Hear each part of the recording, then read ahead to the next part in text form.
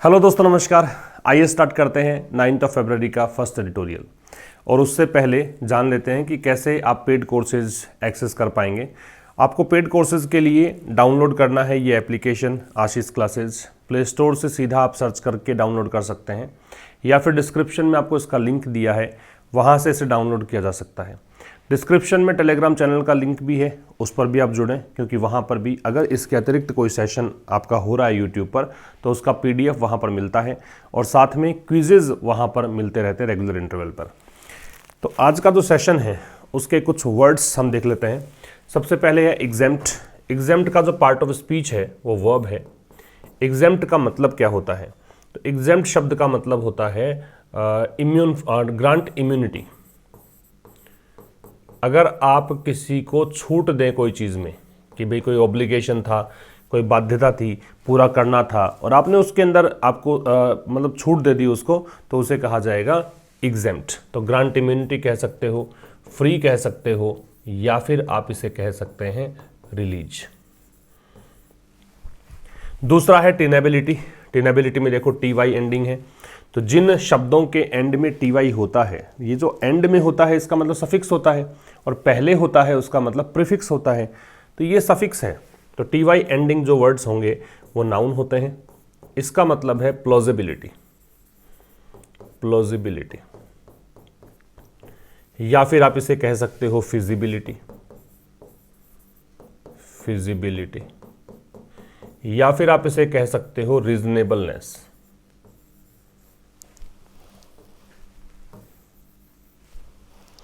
Viability कर दो।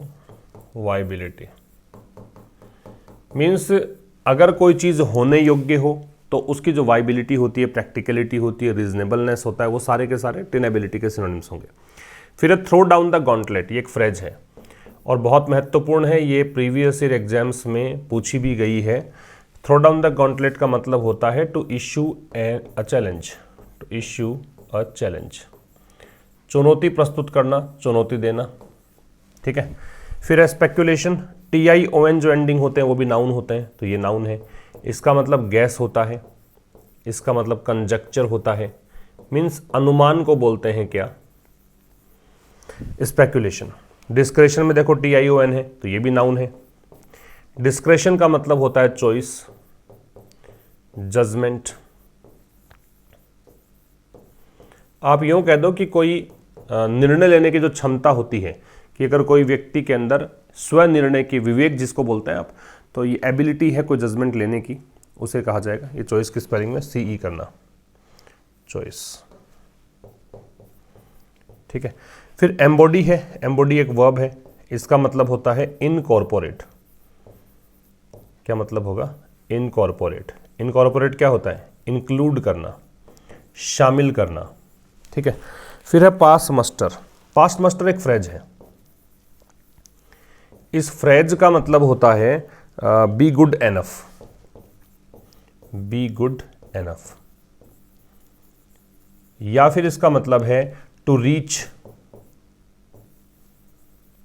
N acceptable standard.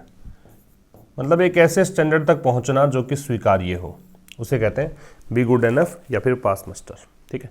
इसका स्क्रीनशॉट आप ले सकते हैं, उसके बाद एडिटोरियल स्टार्ट करेंगे। तो देखिए, एडिटोरियल है नीट एंड स्टेट्स। तो नीट, जो कि केंद्र सरकार चाहती है कि नीट कंटिन्यू रहे, तमिलनाडु सरकार चाहती है कि नीट कंटिन्यू ना रहे। गवर्नमेंट कॉलेजेस में कुछ सीट्स हों जिनको नीट से मुक्त कर दिया जाए, बिना नीट के भी बच्चे पढ़ पाएँ डेंटल कॉलेजेस में, मेडिकल कॉलेजेस में, उसको लेकर यह एडिटोरियल है। अब यहाँ गवर्नमेंट का प्रतिनिधित्व करने के लिए हर स्टेट में एक गवर्नर होता है। गवर्नर के कौन सी पावर्स हैं उसको लेकर एडिटोरियल है कि गवर्नर के पास ये पावर नहीं है कि आप बिल को वापस भेज रहे हैं। आपके पास डिस्क्रेशन का अधिकार तो था ही नहीं, आप तो रिजर्व रखते इस डिसीजन को कि एक बिल पारित करवाया था सरकार ने, DM के गवर्नमेंट ने, लेकिन जो RN रवि यहाँ के गवर्नर हैं उन्होंने बिल को वापस कर दिया। किस पर रिकन्सिडरेशन किया जाएगा? तो लेखक बोलेगा कि भाई आपको ये रिकन्सिडरेशन वाला जो अधिकार है, आपको तो बिना डिस्क्रेशन के ही इसको पारित करना ही था, या फिर अगर आप नहीं करना चाह रहे थे तो आप प्रेसिडेंट के लिए रख देते इसको, है ना, प्रेसिडेंट की सिफारिश के आधार पर इसको बिल को पारित करवा लिया जाता, तो ये रिजर्व रख सकते थे प्रेसिडेंट के लिए। तो इस चीज़ को लेकर हम डिस्कशन करेंगे इस एडिटोरियल में। नीट एंड स्टेट्स, नीट और राज्य विद द तमिलनाडु असेंबली। तो इस चीज़ के साथ कि तमिलनाडु विधानसभा जो है उसने एक बार फिर से पारित किया क्या, अपना पहले वाला बिल। क्या करते हुए, सीक करते हुए, सीक का मतलब चाहना, तलाशना, कोशिश करना। तो इसमें डिमांड रखी, डिमांड करना भी होता है सीख। इसमें डिमांड रखी कि गवर्नमेंट सीट्स को एग्जेम्प्ट किया जाए। एग्जेम्प्ट क्या बताया मैंने आपको, छूट देना, ठीक है। इसका मतलब रिलीज करना, फ्री करना, इम्यूनिटी प्रदान करना, कि गवर्नमेंट सीट में छूट दी जाए, किसमें, अंडर ग्रेजुएट मेडिकल और डेंटल कोर्सेज के लिए। फ्रॉम द, किससे छूट मिलनी चाहिए, छूट मिलनी चाहिए इससे। तो ये दे रखा है एग्जेम्प्ट और ये देखा एग्जेम्प्ट के साथ में फ्रॉम, ठीक है, ये इसके साथ है। तो ये छूट मिलनी चाहिए इस एग्जाम से। तो ऐसा करने के साथ ही बॉल एक बार फिर से किसके कोर्ट में है, गवर्नर RN रवि। ये ball is in one's court का मतलब है अब इन पर डिपेंड करता है, इनका डिसीजन मायने रखता है कि ये क्या डिसीजन लेंगे। बॉल इनके पाले में आ गई है, ये कहना चाह रहा है। बॉल की वर्ब है वो इज है। सब्जेक्ट तो एक ही है, द बॉल। एग्जेम्प्ट के साथ फ्रॉम लगता है। एग्जेम्प्ट का मतलब मैंने बताया अभी आपको कि इम्यूनिटी ग्रांट करना होता है, रिलीज करना होता है, फ्री करना होता है। तो इस चीज़ के साथ कि तमिलनाडु असेंबली जो है पासिंग वंस अगेन, एक बार फिर से पारित कर रही है अपना पहले वाला बिल। ये जो अर्लियर होता है ये टाइम के लिए आता है। क्या बताने के लिए आएगा, टाइम बताने के लिए। और पहले तो ये इसका ऑपोजिट जो होगा वो होता है लेटर LATER। तो पहले वाला जो बिल है जिसमें चाह रही है, सीक मतलब कोशिश करना, चाहना, ट्राई करना, या विश करना, या डिमांड करना, या ठीक है ना, इस चीज़ की कोशिश कर रही है कि भी इस चीज़ की डिमांड कर रही है कि गवर्नमेंट सीट्स में, गवर्नमेंट सीट्स को इम्यूनिटी दी जाए, गवर्नमेंट सीट्स कुछ रखी जाएं अंडर ग्रेजुएट मेडिकल और डेंटल कॉलेज कोर्सेज के लिए, जिनमें विद्यार्थी नीट एग्ज़ाम दिए बगैर ही प्रवेश प्राप्त कर सकें, ठीक है। तो इस प्रकार से इस चीज़ के साथ बॉल एक बार फिर से किसके पाले में है, गवर्नर RN रवि के पाले में है। The governor had chosen, chosen जो है वो चूज की थर्ड फॉर्म है, ठीक है ना। चूज होती है फर्स्ट फॉर्म, फिर इसकी सेकंड फॉर्म लिखोगे तो चोज, और फिर इसकी थर्ड फॉर्म करोगे तो चोजन। तो गवर्नर ने क्या चुना था, गवर्नर ने ये चुनाव किया था to return to the house, कि भी सदन में वापस भेज दिया जाए इस बिल को रिकंसिडरेशन के लिए। रिकंसिडरेशन, री का मतलब पुनः, कंसिडरेशन का विचार विमर्श, कि फिर से इस बारे में सोचा जाए, इसलिए इस बिल को भेज दिया जाए फिर से सदन में। दैट वॉज पास्ड इन, वो बिल की बात कर रहा है जिसको पारित किया गया था सितंबर 2021 में। तो दैट यहां बिल के लिए है, वॉज पास्ड हो गया पैसिव, बी के साथ थर्ड फॉर्म। क्वेश्चनिंग, क्वेश्चन करते हुए, ये प्रेजेंट पार्टिसिपल हो गया क्योंकि साथ साथ में काम हो रहा है। क्या प्रश्न करते हुए, the tenability of the justice AK Rajan committee report, कि जो AK राजन कमेटी की जो रिपोर्ट आई थी क्या वो प्रैक्टिकल है, क्या वो फिजिबल है, क्या वो होने योग्य है, क्या वो वर्केबल है। दैट हैड गिवन, अब ये रिपोर्ट के लिए, ये कमेटी के लिए दे रखा है, इस कमेटी के लिए दे दिया दैट। ये वो कमेटी जिसने की दी थी इट्स फाइंडिंग्स, इट्स आ रहा है कमेटी के लिए पॉजिटिव एडजेक्टिव, फाइंडिंग्स हो गया नाउन क्योंकि पॉजिटिव एडजेक्टिव नाउन लगता है। तो इसने अपनी जो फाइंडिंग्स मतलब जो भी इसने जांच पड़ताल में पाया था वो इसने दी थी किस फेवर में, favour of passage of such A bill, such a law, कि ऐसा कोई कानून जो है वो बन सकता है इस पे पैसेज में। पैसेज का मतलब रास्ता होता है। तो कह रहा है इसके पक्ष में कि ऐसा कोई कानून जो है उसका पैसेज यहाँ पे उसके फेवर में, कि हाँ ये कानून बनाया जा सकता है, इस फेवर में इसने अनुशंसा की थी। अच्छा, सच के बाद में जब नाउन लगाते हैं आप तो या तो प्लूरल नाउन लगाते हैं काउंटेबल हो तो, अदरवाइज अगर काउंटेबल है और सिंगुलर है तो फिर AN का प्रयोग करते हैं। तो लॉ से पहले देख सकते हैं आप A का प्रयोग है। फिर से समझिए, गवर्नर की वर्ब है वो हैड चोजन है, हेड के साथ वर्ब की थर्ड फॉर्म, जहां भी H आएगा, हैज, हैव, हेड, या फिर मॉडल के साथ में हैव आएगा वहां पे आपको थर्ड फॉर्म लगानी है। तो ये हेड के साथ चोजन है। दैट आ रहा है इस बिल के लिए, इसकी वर्ब है वॉज पास्ड है, पैसिव है। टेनेबिलिटी है वो फिजिबिलिटी, वर्केबिलिटी है ना, वाइबिलिटी, ये सब मतलब होता है, प्लॉजिबिलिटी। दैट है वो कमिटी के लिए है, कमिटी की वर्ब हैड गिवन है। इट्स पॉजेसिव एडजेक्टिव है तो आगे नाउन है, ठीक है। इन प्रेपोजिशन है ये इसका ऑब्जेक्ट है, ऑफ प्रेपोजिशन है ये इसका ऑब्जेक्ट है, दे यहाँ डिटर्मिनर है, ऑफ प्रेपोजिशन है। सच अ लॉ, सच के बाद में क्या लगाना बताया मैंने आपको, सच एक प्रोनाउन होता है वैसे, ठीक है। सच एक प्रोनाउन के रूप में आ सकता है। सच एक मतलब एक प्रकार से सच और सेम ये जो होते हैं ना, ये आपका सच जो है डेमोन्स्ट्रेटिव प्रोनाउन का एक पार्ट होता है, ये ध्यान रखना है आपको। लेकिन जब ये नाउन के पहले आ रहा है तो इसका मतलब एडजेक्टिव की भूमिका में आ रहा है, तो डेमोन्स्ट्रेटिव एडजेक्टिव इसे कहा जा सकता है। तो गवर्नर ने क्या चुना था, गवर्नर ने ये रास्ता चुना था कि सदन के अंदर वापस से बिल को भेज दिया जाए रिकंसिडरेशन के लिए। ठीक है, ये वो बिल है जो सितंबर 2021 में पारित किया गया था। क्या प्रश्न करते हुए इसने वापस भेज दिया, इसने कहा कि भाई जस्टिस A.K. राजन कमेटी की जो रिपोर्ट है उस पर प्रश्न चिन्ह लगा दिया कि इसने जो रिपोर्ट दी थी क्या वास्तव में वो फिजिबल रिपोर्ट थी।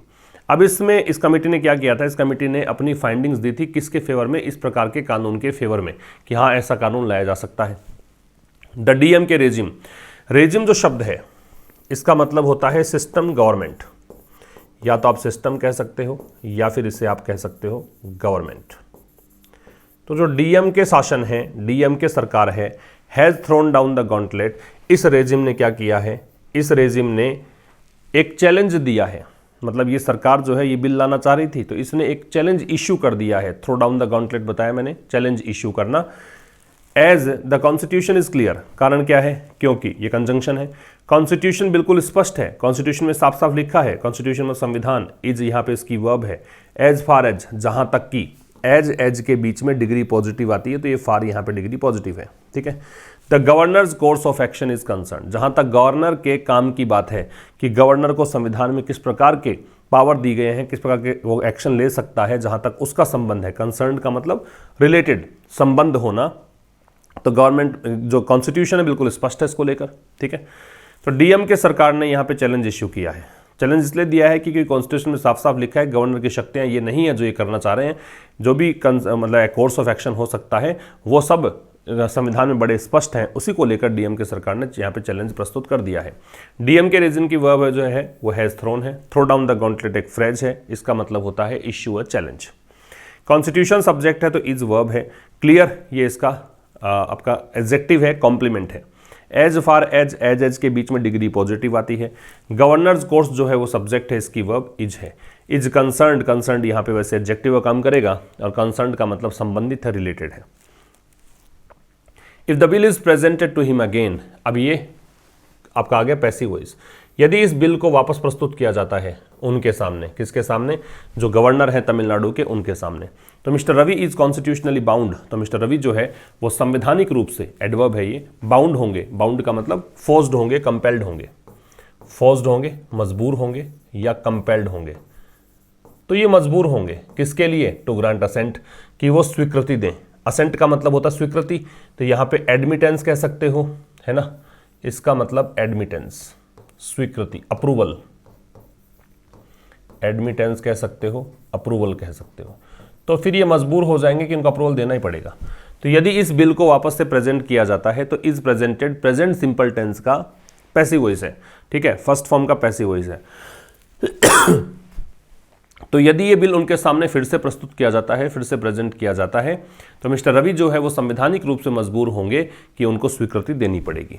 ठीक, तो बिल की वर्ब है वो इज प्रेजेंटेड है, मिस्टर रवि की वर्ब है वो इज बाउंड है, और कॉन्स्टिट्यूशनली यहाँ पे एडवर्ब है। It is a matter of speculation, it की वर्ब इज होगी। तो ये एक अनुमान या अटकल का विषय है। स्पेक्यूलेशन नाउन है क्योंकि प्रेपोजिशन के बाद लग रहा है तो ऑब्जेक्ट है इसका, तो ऑब्जेक्ट नाउन या प्रोनाउन होता है, चाहे वो सेंटेंस का हो चाहे प्रेपोजिशन का हो। और स्पेक्यूलेशन का मन हमने देखा था, कंजक्चर होता है, गैस होता है। तो ये एक अटकल या अनुमान का विषय है कि whether the bill will obtain presidential node. Node का मतलब स्वीकृति होती है, नोड का मतलब अप्रूवल होता है। तो ये एक अटकल या अनुमान का विषय है कि क्या बिल जो है वो ऑब्टेन करेगा, क्या इस बिल में, क्या ये बिल प्राप्त करेगा, प्रेसिडेंशियल मतलब राष्ट्रपति की, नोड मतलब स्वीकृति, तो क्या इस बिल में बिल को स्वीकृति मिलेगी राष्ट्रपति की, ये देखने वाला विषय है। इट की वर्ब इज है, स्पेक्यूलेशन नाउन है, बिल की वर्ब है वो विल ऑब्टेन है। ऑब्टेन का मतलब गेट है, प्राप्त करना है या गेन कर सकते हो। ठीक है, but the episode raises a question, लेकिन ये जो पूरा घटनाक्रम है, एपिसोड मतलब घटनाक्रम, रेजेज मतलब उठाना, ये ट्रांजिटिव वर्ब है, इसका ये ऑब्जेक्ट है रेज का। रेज और राइज के बीच डिफरेंस मैंने हमेशा बताया आपको एडिटोरियल में। राइज जो है वो इंट्रांजिटिव वर्ब होती है, जबकि रेज है वो ट्रांजिटिव वर्ब होती है। रेज के बाद ऑब्जेक्ट लगता है, जबकि राइज के बाद ऑब्जेक्ट नहीं लगता है। रेज की second form, third form raised, raised होगी। राइज की सेकेंड फॉर्म रोज और थर्ड फॉर्म रीजन होती है।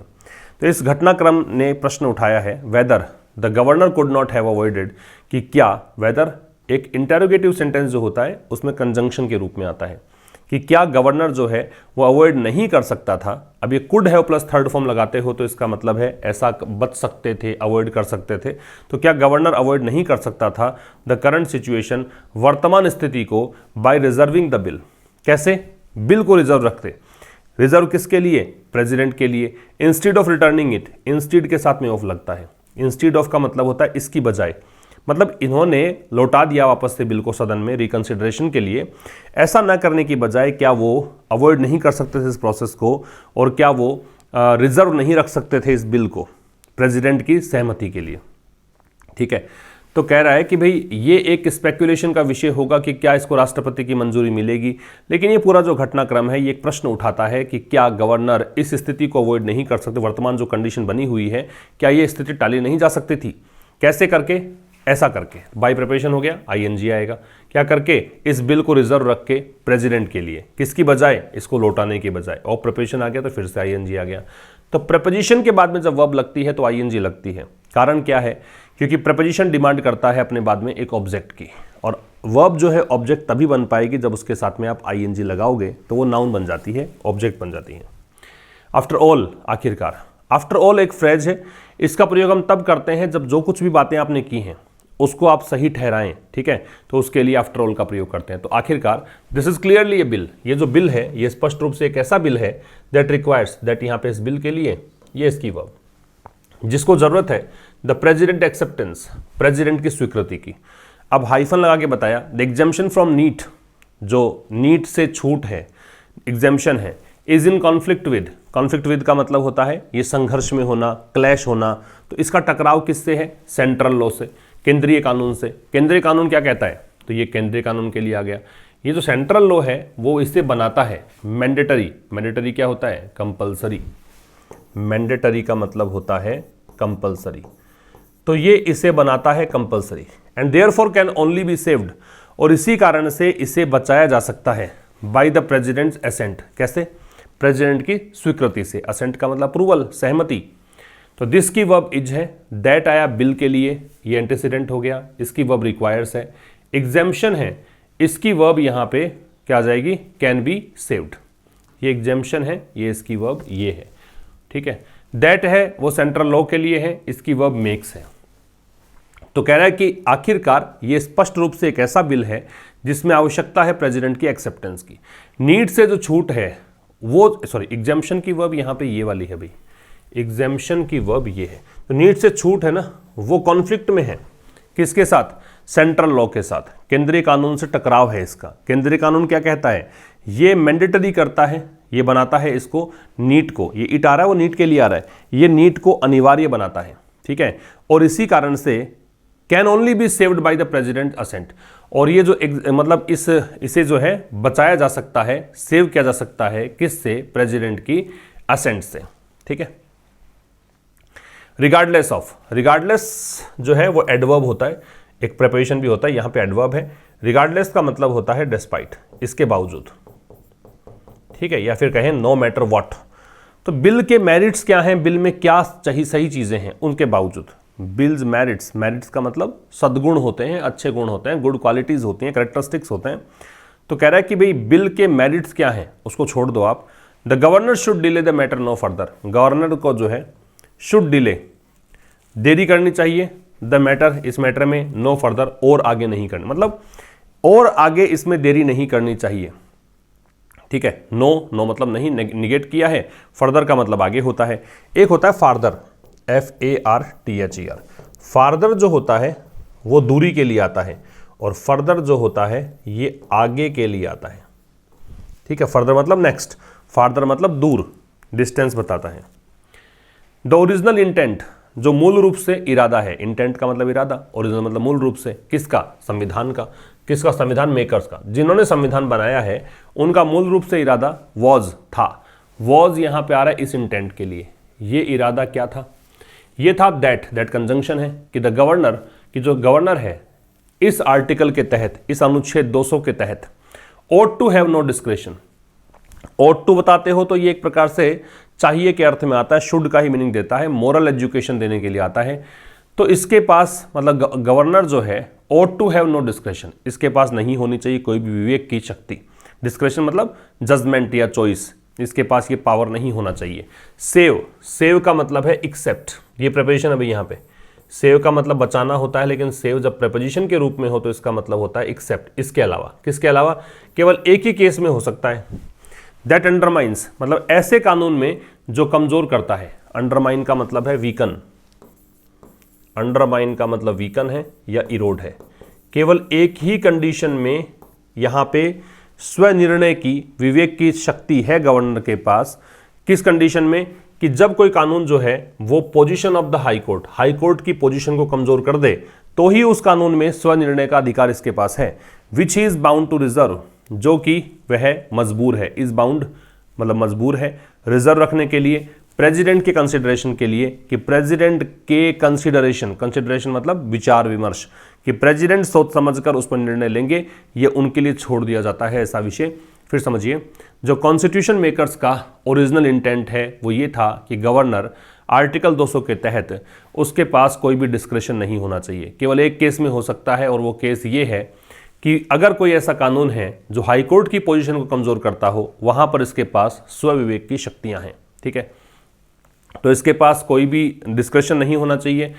और which he is bound to reserve, और ये जो चीज़ है ना, ये मतलब ये छोड़ सकता है, गवर्नर जो है वो मजबूर है रिजर्व रखने के लिए, प्रेसिडेंट की कंसिडरेशन के लिए, कि प्रेसिडेंट इस पर विचार विमर्श करके निर्णय लेंगे, उनके रिजर्व रखना पड़ेगा। हाउएवर, हालांकि, ठीक है। अब हाउएवर लगा दिया, इसका मतलब पूरी ऊपर वाली बातें जो हैं उसका बिल्कुल ऑपोजिट सीन आपको देखने को मिलेगा यहाँ पर।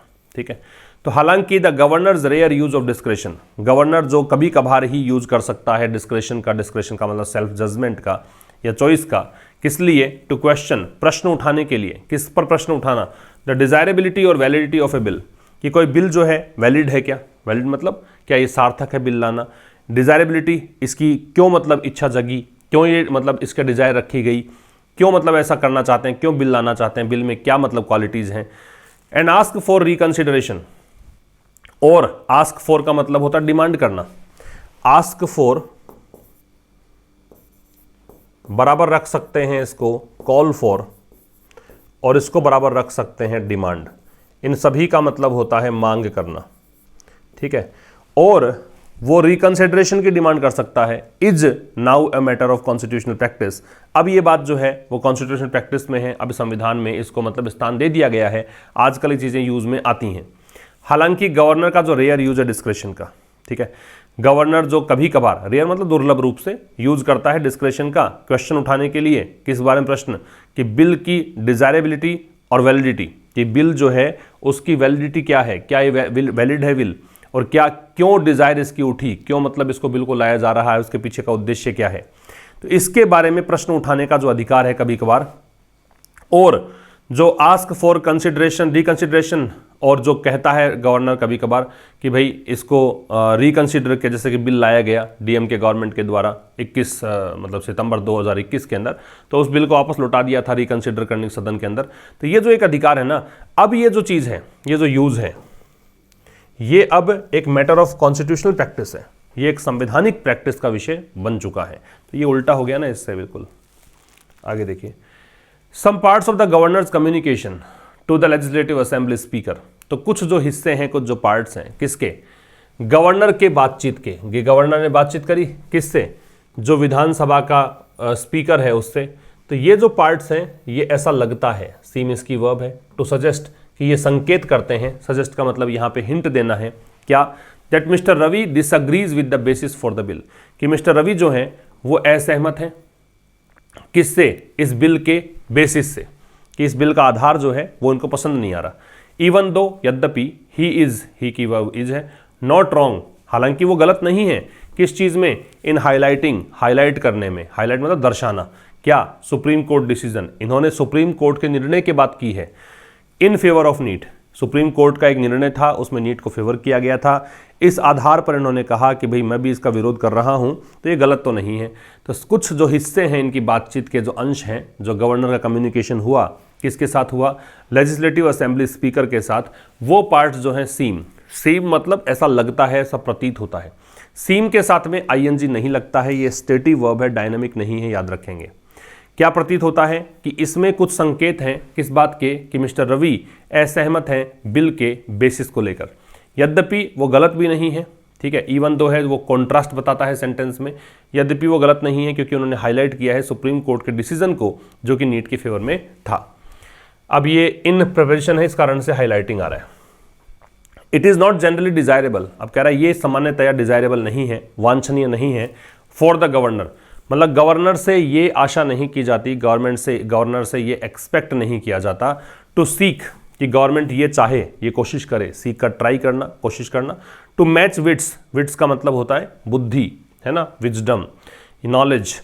तो ये नहीं चाहा जाता कि गवर्नर जो है अपनी बुद्धि का, लेजिस्लेटिव विजडम, लेजिस्लेचर का मतलब विधानमंडल जो कानून बनाता है, ठीक है, अब अपना जो विवेक है वो उससे मैच करवाए कि आपने जो कानून बनाया है और मैं सोच रहा हूँ ये कानून सही नहीं है, ऐसा मतलब गवर्नर से एक्सपेक्ट नहीं किया जाता ऑन सोशल इनपुट्स।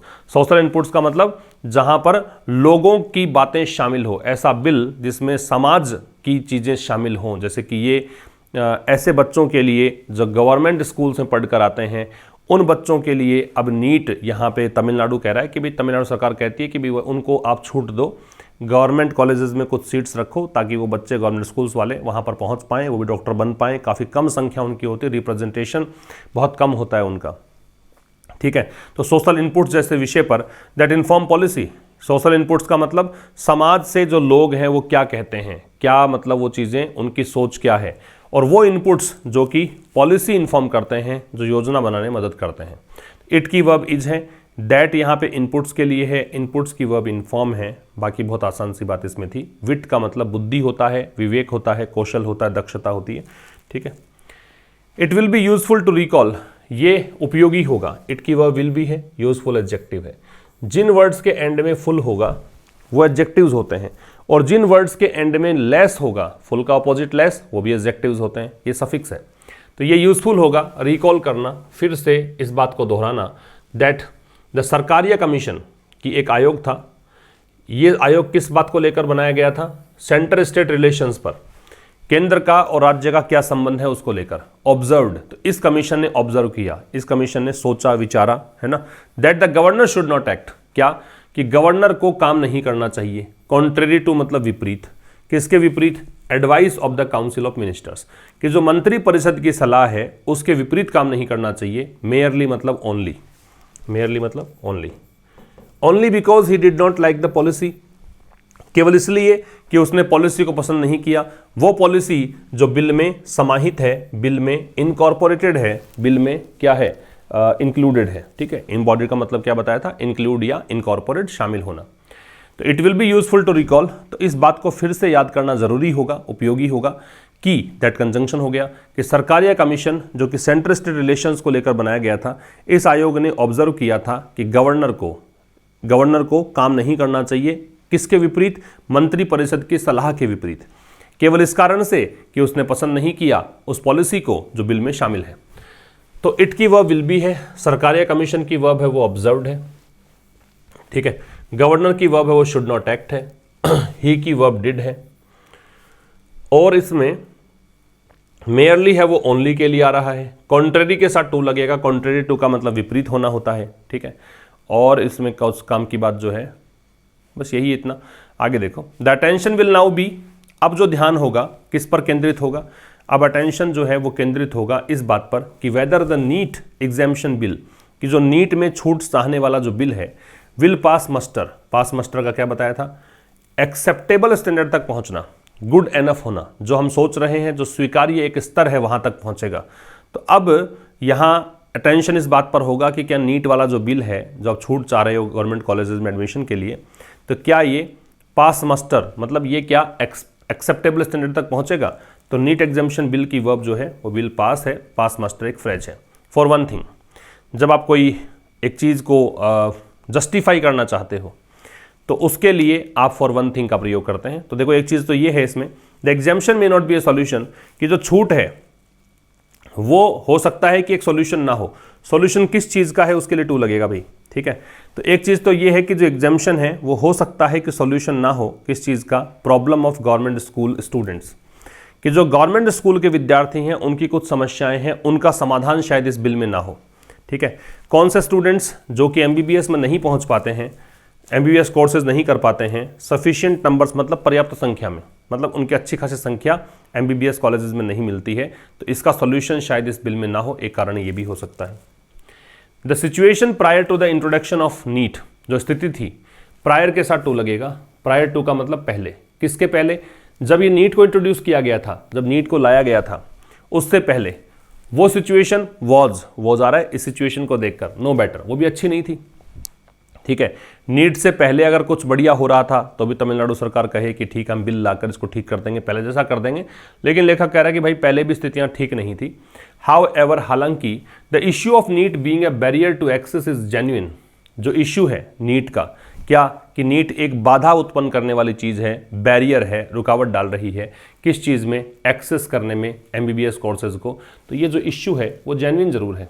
हालांकि पहले भी ठीक नहीं थी स्थिति, लेकिन फिर भी अगर हम कहें तो ये जो आप कह रहे हो कि नीट एक बैरियर है क्योंकि ये बच्चों को पहुंचने नहीं देती, गवर्नमेंट कॉलेज के बच्चों को एमबीबीएस कॉलेजेस में, ये बात जेन्युइन भी है, ये बात सच भी है, ठीक है।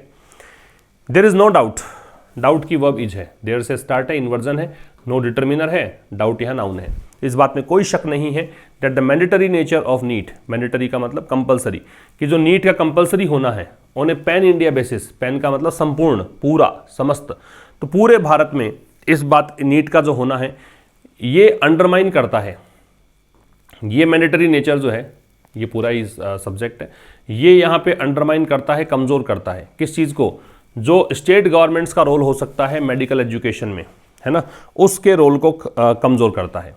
As the main deliverers of public health, तो इस रूप में, किस रूप में, कि पब्लिक हेल्थ का मैन डिलीवरर स्टेट होता है, स्टेट के पास है, लोक स्वास्थ्य वाला जो पार्ट है वो स्टेट के पास है, लोक स्वास्थ्य ये प्रदान करता है, तो स्टेट्स जो हैं उनको आप डिनाई नहीं कर सकते कि वो एक से का मतलब है कोई भी अपनी राय रखना, ठीक है, उनके पास अधिकार होता है कि वो अपनी राय रख सकते हैं, अपनी मतलब कुछ चीज़ें प्रेजेंट कर सकते हैं, ये होता है से। तो कह रहा है कि स्टेट्स जो हैं उनको इनकार नहीं किया जा सकता, ये पैसिव हो गया, can not be denied. In who joins medical courses, किस बात में, कि कौन मेडिकल कोर्सेज ज्वाइन करेगा, किस में, गवर्नमेंट कॉलेजेस में, ठीक है। तो चूंकि मैन डिलीवरर्स हैं पब्लिक हेल्थ के, इसलिए स्टेट्स को मना नहीं कर सकते कि अपनी बात रखें, किस बारे में वो डिसाइड करें कि कौन ज्वाइन करेगा मेडिकल कोर्सेज को गवर्नमेंट कॉलेजेस में, ठीक है। तो ये था आज के इस सेशन में। अब मुलाकात होगी कल एक नए सेशन के साथ, ठीक शाम 5 बजे, तब तक के लिए नमस्कार, थैंक यू वेरी मच।